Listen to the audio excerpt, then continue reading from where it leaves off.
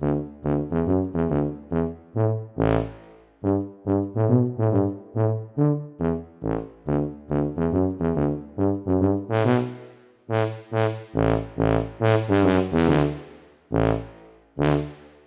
le bonjour. Alors aujourd'hui on est le 17 février, je suis au milieu des bois. Alors je vais vous expliquer pourquoi. Donc on va pas aller voir les abeilles aujourd'hui parce qu'il fait un temps pas super. En fait il fait pas très froid mais il pleut un peu, enfin le temps est un peu gris, donc les abeilles aujourd'hui sortent pas, contrairement au jour avant. Donc je vous emmènerai au rucher certainement la vidéo suivante. Mais en tout cas pour aujourd'hui je vais vous parler d'autre chose. Alors qui n'est pas sans rapport avec les abeilles, vous allez voir pourquoi. Alors je sais pas pour vous, mais moi cette année j'ai eu quand même quelques pertes sur mes ruches. Toutes les ruches ont été traitées intégralement de la même façon.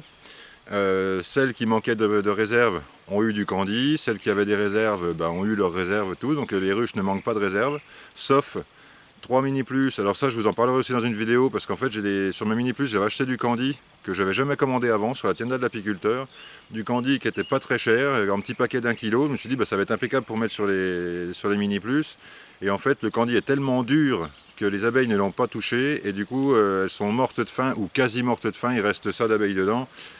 Simplement parce qu'elles n'ont même pas pu manger le candy. Donc sur le site de la tienda j'ai mis un commentaire avec une seule étoile et puis vraiment je me suis un peu lâché là, parce que c'est du candy qui est déjà il est hyper dur, il est impossible à manger par les abeilles et en plus il est dans des sacs opaques, donc ce qui fait qu'on ne voit pas. Vous savez, quand vous avez un pain de candy sur la ruche, si les abeilles vont dedans vous les voyez, parce qu'au bout d'un moment vous voyez qu'elles ont mangé le milieu, vous voyez les abeilles dedans et tout. Là on voit rien du tout, et ce qui fait que je me suis pas trop méfié. Et quand j'ai regardé la dernière fois, ça bourdonne pas fort là-dedans, j'ai regardé, les candy étaient, donc il n'y avait plus de réserve dans la ruchette, dans la mini ruchette. C'est les mini plus, vous savez que si on met pas de candy sur un mini plus, il n'y a pas assez pour passer l'hiver. Et du coup, j'ai 3 mini plus qui sont morts comme ça à cause d'un candy pourri, quoi. Enfin, pas pourri dans le sens périmé, mais dans le sens où c'est un candy qui est très mal conçu et qui est complètement aberrant, en fait, dans des sacs opaques et un candy hyper dur. Vous tapez dessus comme ça, vous le cassez en morceaux, quoi, pour vous donner une idée de la dureté du truc, quoi. Donc voilà, mais sinon, donc la plupart des ruchers s'en sortent pas trop mal. Donc sur le rucher du bois, j'ai eu 0 perte. Sur le rucher de la montagne, 0 perte. Donc au rucher des acacias chez Joël, sur 7 ruches, il y en a une de morte. Et sinon au rucher du pré, donc là vous savez que c'est un peu mon rucher quarantaine, c'est un peu le rucher où je ramène les nouveaux essaims et tout ça. J'avais un essaim qui était fait avec une reine ibérique dont je vous avais parlé, je vous avais dit que de toute façon celui-là je donnais pas cher de sa peau, effectivement ça n'a pas tenu, c'était vraiment pas une bonne souche, donc du coup c'est pas très grave qu'elle soit morte. Mais par contre voilà, pour les autres, il y a encore quelques couvains, il n'y a pas d'alvéoles percées dans les couvains, tout ça, donc pour moi c'est pas le varroa. Mais par contre voilà, il y a 0 abeille dans la ruche. Il n'y a pas d'abeilles mortes sur les cadres, il y a 0, comme si d'un seul coup il n'y avait plus d'abeilles dans la ruche, quoi.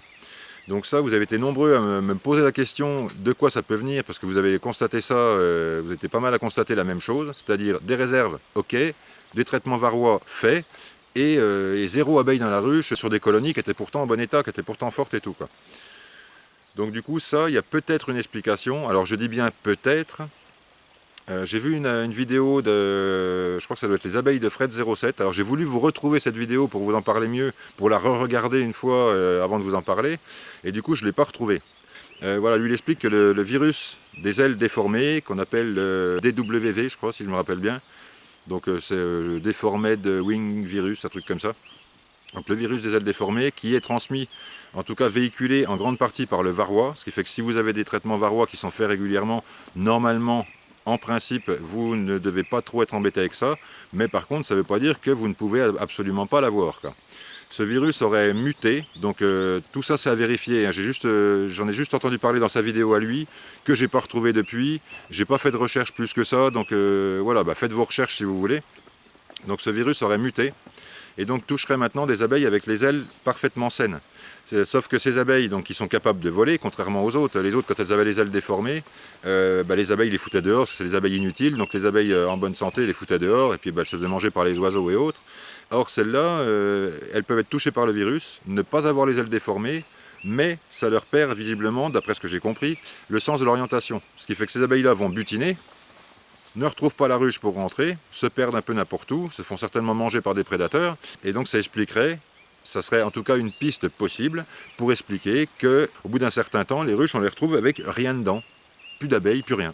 En tout cas, voilà, que ça soit ça ou pas, les abeilles ont comme nous plusieurs virus qu'elles peuvent attraper.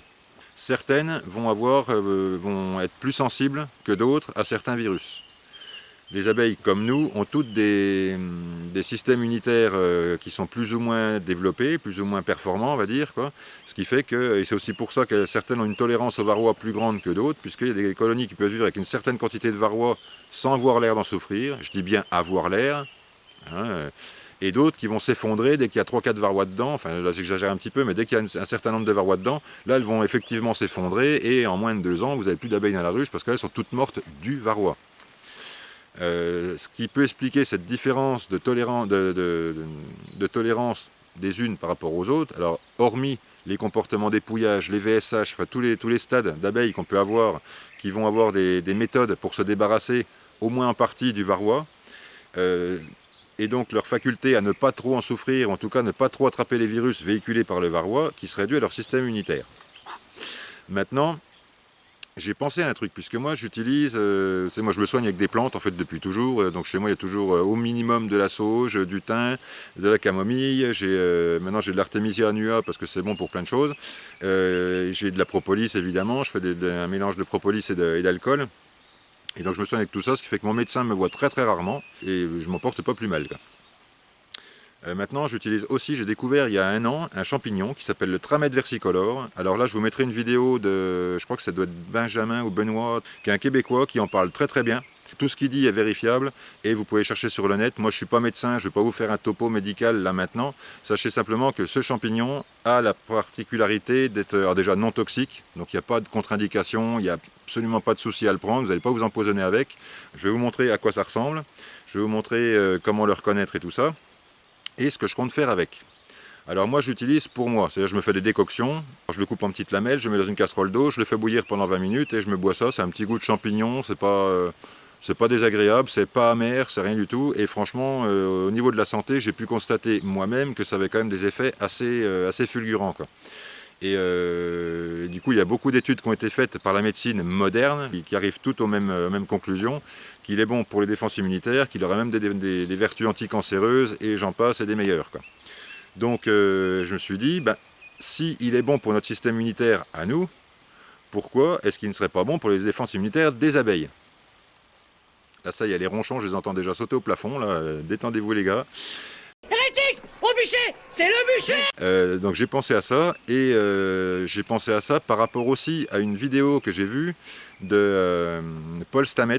Alors Paul Stamets, c'est un des plus grands mycologues du monde, en fait il a passé sa vie à étudier les champignons partout dans le monde, et du coup il a fait beaucoup d'études dessus, et lui il avait des ruches, et il cultivait des champignons dans son jardin, il avait une espèce de couche avec des champignons dedans, des strophères si je me rappelle bien, et il a constaté que les abeilles allaient sur ces couches de champignons, enlevaient les copeaux qui couvraient le mycélium et allaient butiner le liquide qui suintait du mycélium. Le mycélium, si vous le mettez à l'air libre, enfin à la lumière, il se met à suinter un liquide et les abeilles venaient visiblement butiner ce liquide. J'ai aussi entendu, alors là je ne vais pas vous mettre le lien parce que je ne me rappelle plus où, quand les abeilles sont dans des troncs d'arbres, dans le fond de la ruche, il y aurait tout un biotope là-dedans, donc avec notamment des acariens prédateurs qui les aideraient à lutter contre le varroa, mais ça on en reparlera dans une autre vidéo parce que c'est un petit peu plus, ça va être un peu long et un peu compliqué. Et il y aurait aussi du mycélium de champignons qui se développerait dedans, dont les abeilles se serviraient un peu comme d'un antibiotique, en tout cas comme d'un remède. Donc il y a plusieurs apiculteurs depuis qui ont constaté la même chose, que leurs abeilles allaient effectivement sur des mycéliums de champignons. Donc je me suis dit, je vais faire un sirop, où je vais incorporer dedans, comme je fais déjà, des fois je mets de la lavande, des orties, sans savoir vraiment si ça a quelque chose de positif. En tout cas, je me dis ça ne peut pas leur faire de mal. Dans les orties, il y a de l'acide formique, donc qui est bon contre le varroa. Maintenant, à des doses tellement faibles que je ne suis même pas sûr que ça ait une quelconque incidence. En tout cas, il y a quand même aussi des oligo-éléments, il y a des choses, donc ça fait un sirop un peu plus complet. Si vous voulez, ça met un peu de vitamines dedans, un petit peu de choses en plus, qu'un simple sirop. Donc je le remets, mais sans avoir la prétention d'avoir une vertu thérapeutique de quoi que ce soit, là par contre. Hein. Quand je fais chauffer l'eau pour faire mon sirop, voilà, je mets soit du thym, de la lavande, des fois les deux, des orties, je fais un mélange de plantes là-dedans, je fais chauffer tout ça, hop, je retire, je mets le sucre ensuite, et je fais mon sirop comme ça. Et là, je me suis dit, je vais le faire avec les champignons, pour tester. Et j'ai hésité à vous en parler en vidéo, parce que je me dis, ça y est, on va encore crier aux sorciers et tout ça, et je vais encore avoir les foudres de tous les psychorigides là, des dogmes de l'apiculture et tout, et qui veulent surtout pas imaginer autre chose que ce qu'on leur a appris au rucher école ou pendant leur formation. Là. Moi, ça fait quand même un paquet d'années que j'observe les abeilles. Je fais des choses qui peuvent paraître étranges à certaines personnes. C'est une activité démoniaque, il faut brûler cette personne. On va brûler au bûcher.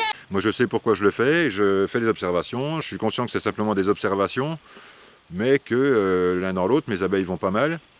Et voilà, donc ce champignon qui s'appelle le Tramète versicolore, on va aller le récolter tout à l'heure, parce que là je suis sur il y a un tronc d'arbre qui est juste à côté de moi qui en est couvert.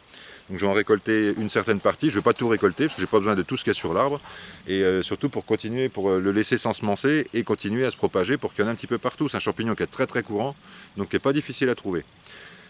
Et en parlant de ça à quelqu'un, il m'a dit, il y a une étude qui est faite là-dessus, justement, sur les champignons, sur les champignons et les abeilles. Et il y a même un protocole qui a été établi pour donner, entre guillemets, un extrait, donc ils appellent ça la potion, qui a plusieurs propriétés pour les abeilles, quoi. Alors, je vais vous citer ça. Donc, j'ai amené ce truc-là, j'ai imprimé ça vite fait tout à l'heure, le dossier est assez lourd à charger. Alors là, eux, ils ont fait avec de l'amadou. L'amadou qui est un autre champignon de bois, donc un autre polypore, et qui aurait visiblement des vertus aussi pour les abeilles. Alors, je vous montre le truc. Je ne sais pas si vous voyez bien. Donc ça, je vous en reparlerai, je ferai peut-être une vidéo exprès là-dessus. Donc voilà, donc table des matières, information générale, tester les extraits d'amadou, utiliser la potion, critères de base pour participer aux expériences, avoir au minimum 8 colonies, précision quant au protocole, même lieu pour le groupe traité, pour le groupe témoin. Donc ça, c'est le protocole d'utilisation. En fait, ils ont lancé une espèce d'étude à laquelle tout le monde peut participer. À condition de remplir justement le cahier des charges, en fait, si vous voulez. Voilà. Donc sur un même rucher, si vous avez 8 colonies sur un rucher, vous traitez la moitié des colonies, pas l'autre moitié, pour comparer les résultats ensuite et tout ça. Et ça multiplié par le nombre de gens qui vont le faire. Si les résultats concordent, on pourra dire que c'est des affirmations qui sont fiables. Contrairement à moi, si je fais des petites expériences sur mes ruches comme ça, c'est pas forcément... il y a aussi le hasard, il y a aussi plein de choses qui peuvent intervenir. On ne peut pas, d'une observation sur un seul rucher, en tirer des conclusions qui soient considérées comme des résultats scientifiques. Je ne sais pas si c'est bien clair comme je m'explique. Là, si ça va, vous avez bien compris. Bon. Donc là, voilà, si cette opération-là est faite par des centaines de personnes, dans des endroits différents, avec des ruches différentes, avec des souches d'abeilles différentes, avec des biotopes différents et tout ça, mais tous basé sur le même protocole et que les résultats concordent, alors là on pourra effectivement parler de résultats d'études. Donc voilà. Donc il parle aussi du reishi, donc Ganoderma resinaceum et donc l'amadou, Fomes fomentarius. Donc booste le système immunitaire des abeilles et les aide à éliminer jusqu'à 88% des virus qui les infestent. Voir le site http://mycobi.belgique. Il est très probable, vu les propriétés thérapeutiques connues de ces champignons, qu'ils stimulent aussi le système de détoxification des abeilles et augmentent leur longévité. Ce dernier effet a été démontré par une équipe de chercheurs aux États-Unis. Dans le cadre du projet Mycobi, nous avons choisi de tester uniquement les extraits de l'amadou. En effet, c'est une espèce endémique de nos forêts tempérées qui se développe principalement sur les hêtres et les bouleaux. Nous portons votre attention sur les conditions éthiques de la récolte de ce champignon. L'amadou est une espèce abondante dans les forêts, où on le laisse se développer sur les arbres malades ou morts, assurant ainsi sa fonction de décomposition et recyclage du bois, de tous ses composés. Par contre, quand la gestion de la forêt implique l'abattage et l'évacuation rapide des arbres malades tombés sur le sol, l'amadou se raréfie fortement. Tous les champignons utilisés dans le cadre de ce projet ont été prélevés de manière durable et dans les milieux privés. Mycobi vous propose 2 types d'expériences, tester les extraits d'amadou sur des colonies d'abeilles et observer le comportement des abeilles en présence de mycélium. Donc voilà. Donc je ne vais pas vous lire tout le truc. Si ça vous intéresse, dites-moi-le en commentaire et vous pouvez me retrouver sur Messenger, en fait, sur Facebook. Vous m'envoyez vos coordonnées sur Messenger et puis je vous enverrai le truc. Alors c'est un dossier qui est assez lourd, c'est un dossier zip compressé, je sais pas quoi, j'y connais rien. Donc moi on me l'a envoyé, j'ai essayé de l'envoyer à des gens, c'était un peu long à l'envoyer. Mais bon, si vous m'en faites la demande, je vous l'enverrai avec grand plaisir tout le dossier. Donc ça, le protocole, donc vous avez le protocole plus la recette pour fabriquer l'extrait d'amadou à la fin. Voilà, là on voit l'amadou vie à quoi ça ressemble, vous voyez. Donc ça vous en avez tous déjà vu, hein. Après voilà, les polypores, il y en a tout un tas, visiblement ils ont tous des propriétés médicinales qui vont soigner plus ou moins une chose ou une autre. Donc là il parle bien de l'amadou Et moi, je vais quand même continuer dans ma lancée. Alors je vais vous passer le truc. Je veux bien avoir les résultats si vous en avez et tout ça, et je vais me tenir au courant de ce truc-là. Par contre, moi, j'avais envie de tester le tramètre versicolore parce que c'est un champignon que j'utilise régulièrement pour moi, que je connais par cœur maintenant. Donc, je voulais vraiment essayer ce champignon-là. Donc, moi, je vais faire peut-être un protocole un peu moins compliqué que ce qu'ils expliquent là-dessus. Simplement, faire du sirop, donner aux abeilles, et puis voir si les abeilles vont bien, si le couvain se développe bien, parce que là, ils parlent aussi d'un meilleur développement du couvain et tout ça. Donc, visiblement, c'est pas mal. Alors, à tous les gens qui vont crier qu'il n'y a pas d'autorisation de mise sur le marché, je sais pas quoi, sachez que voilà, c'est uniquement un sirop que je vais donner aux abeilles. Dedans, il y aura ce champignon, comme j'aurais pu mettre des orties, comme j'aurais pu mettre de la lavande, ou tout ce qu'on veut. Il n'y a aucun produit toxique dedans. Pour les gens qui prennent ça, notamment avec de la chimiothérapie, il n'y a aucune interaction avec les traitements chimiques. Donc c'est un truc qui est vraiment neutre, si tu veux. Il n'y a pas de toxicité possible. Ça va empoisonner ni les abeilles, ni le miel qui sera fait par la suite. De toute façon, je ne vais pas mettre ça sur des ruches qui sont en production. Donc voilà, aucun souci là-dessus. Il n'y a pas de problème, quoi. Donc, maintenant, on va aller voir ce fameux champignon et puis je vais faire la récolte. Alors le champignon en question, le voici. Donc déjà, c'est un champignon que vous allez trouver systématiquement sur du bois. Alors du bois pourri ou en cours de décomposition. Ça pousse pas dans le sol. Si vous en trouvez sur le sol, ça peut arriver, mais c'est simplement parce qu'il est pris sur une branche qui est enterrée. Donc déjà, vous voyez sur le dessus, vous avez plusieurs choses pour le reconnaître à coup sûr, parce qu'il y a des confusions possibles. Donc là, vous avez déjà des cercles concentriques. Vous voyez que ça fait plusieurs cercles qui partent, enfin demi-cercle, ça part du centre, et voilà, ça fait des anneaux concentriques. Et donc ça, c'est simplement les anneaux de pouce, je pense, quand il fait une poussée, suivant la vitesse où il pousse, suivant la température, l'humidité, tout ça, il refait un anneau, et donc il peut avoir plusieurs couleurs possibles. Pour ça d'ailleurs qu'on l'appelle versicolore. Celui-là est plutôt brun, gris, noir, enfin un petit peu beige à des endroits. Il peut avoir aussi des couleurs un peu violacées, il peut avoir des ensembles de couleurs qui sont vraiment très très jolies. Alors je sais que les Anglais l'appellent turketel, je crois, désolé pour l'anglais. I'm very glad to you help. Oui.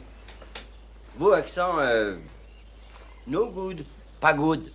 Donc ils appellent ça la queue de dinde. Alors queue de dinde, on voit facilement pourquoi, attendez, j'en enlève un. Hop. Donc là, ça ressemble à une queue de dinde. Vous savez, quand un dindon fait la roue, voilà, vous avez les plumes et tout ça, ça ressemble à peu près à ça. Et donc pour voir, pour le différencier d'autres, parce que vous avez des champignons qui ont exactement la même couleur sur le dessus, qui vont pousser exactement dans les mêmes endroits, sur des arbres morts donc.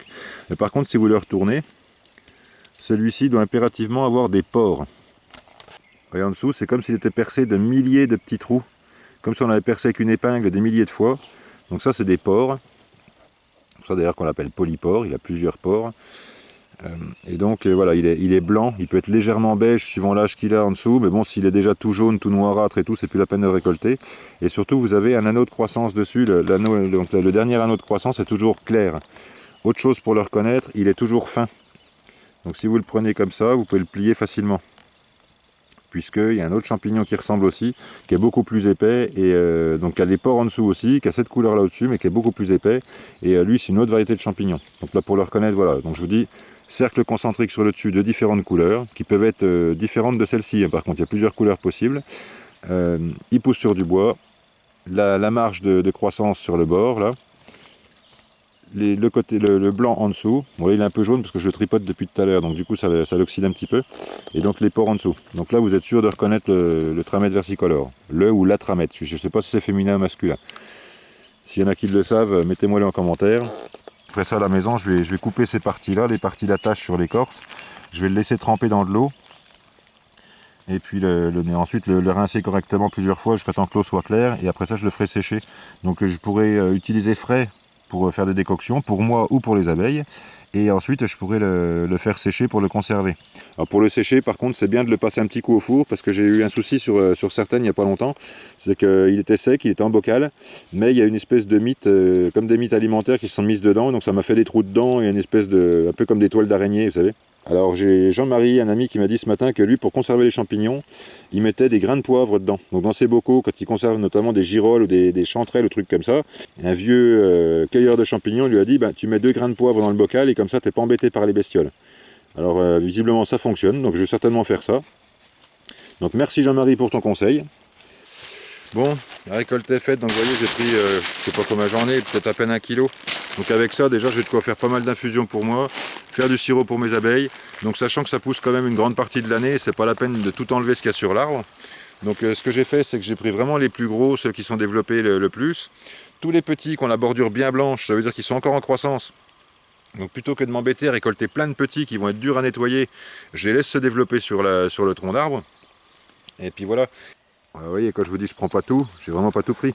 Donc tout ça parce que c'est des petits. Donc ils ont une bordure bien blanche, on voit qu'ils sont encore tous en pleine croissance. Donc ils vont continuer à se développer, ils vont devenir plus gros. Donc je viendrai en chercher régulièrement puisque ça pousse quand même une grande partie de la saison. Hein. C'est des champignons qui poussent quasiment toute l'année. La nature est très généreuse, mais il ne faut pas lui prendre plus que ce qu'elle est capable de régénérer. Donc ça, je vais m'en servir cette année, comme je vous l'ai dit, pour donner à mes abeilles.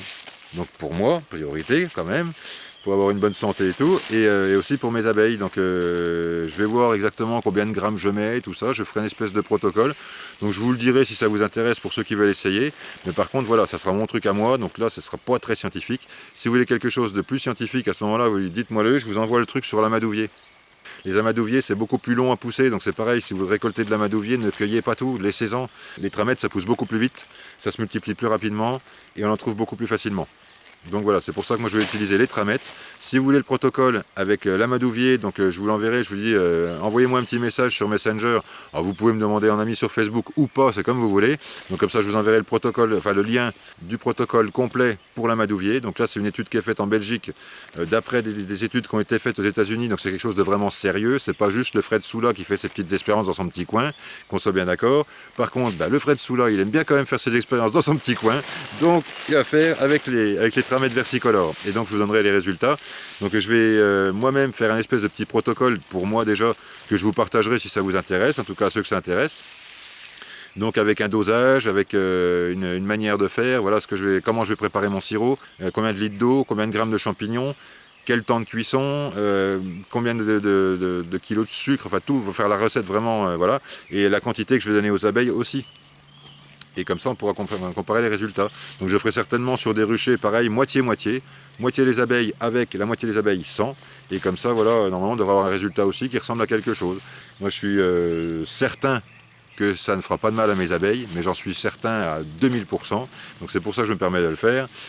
Maintenant je pense que ça peut leur faire du bien. Est-ce que ça leur fera vraiment du bien ou pas? Et bien ça on le saura dans pas longtemps.